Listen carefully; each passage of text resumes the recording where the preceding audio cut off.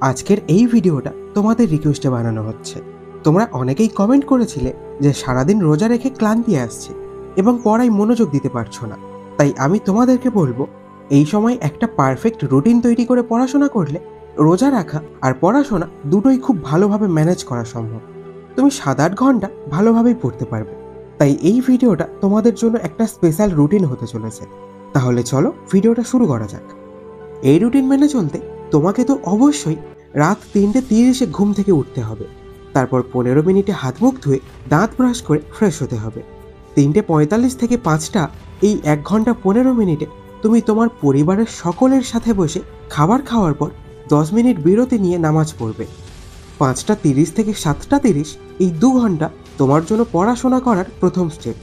এছাড়াও এই সময় আমাদের ব্রেন সব থেকে বেশি ফ্রেশ এবং ক্লিন থাকে। তাই এই সময় যে কোনো পড়া খুব দ্রুত আমাদের ব্রেন ক্যাচ করে নেয়। তখন যে সাবজেক্টগুলোকে তোমার সব থেকে বেশি কঠিন মনে হয় সেগুলোকে পড়তে হবে।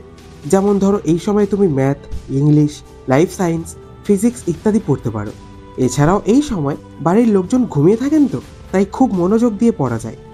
এরপর বলি, সকাল 7:30 থেকে 9:30, এটা হলো তোমার পড়াশোনার জন্য দ্বিতীয় স্টেপ।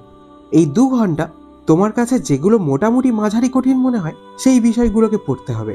আর এখানে তোমার একটানা অনেকক্ষণ পড়তে সমস্যা হতে পারে।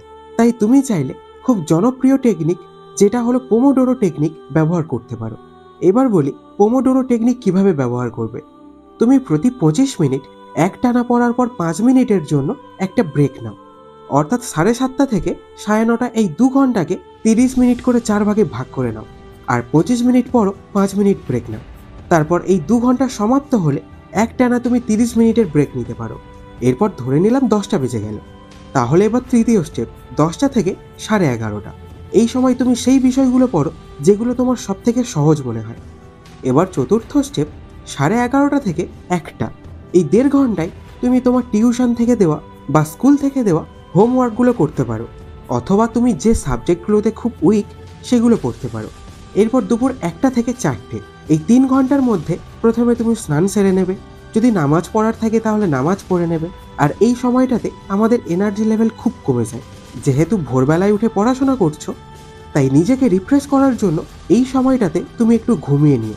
তারপর বিকেল 4টে থেকে 7টার মধ্যে এই সময় তুমি যেসব নামাজ পড়তে চাও পড়ে নিও। এরপর 7টা থেকে 9টা, এই 2 ঘন্টায় তুমি সারাদিনে যা যা পড়াশোনা করলে সেগুলোকে একবার ভালো করে রিভাইজ দেবে। এরপর রাত 9টা থেকে 10টার মধ্যে তুমি এবং পরিবারের সবাই মিলে একসাথে বসে রাতের খাবার খেতে পারো।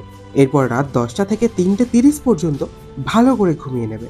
এছাড়াও বলে রাখি, আমি যে এই রুটিন দিলাম, এর মধ্যে যদি তোমাদের নামাজ পড়ার বিষয় থাকে তাহলে রুটিনটাকে একটু চেঞ্জ করে সাজিয়ে গুছিয়ে নেবে। আর সকালের যে পড়াশোনার কথাগুলো বললাম না, ওখান থেকে তুমি চাইলে কোনো একটা সময়কে সন্ধ্যের সময়ে অ্যাড করে নিতে পারো।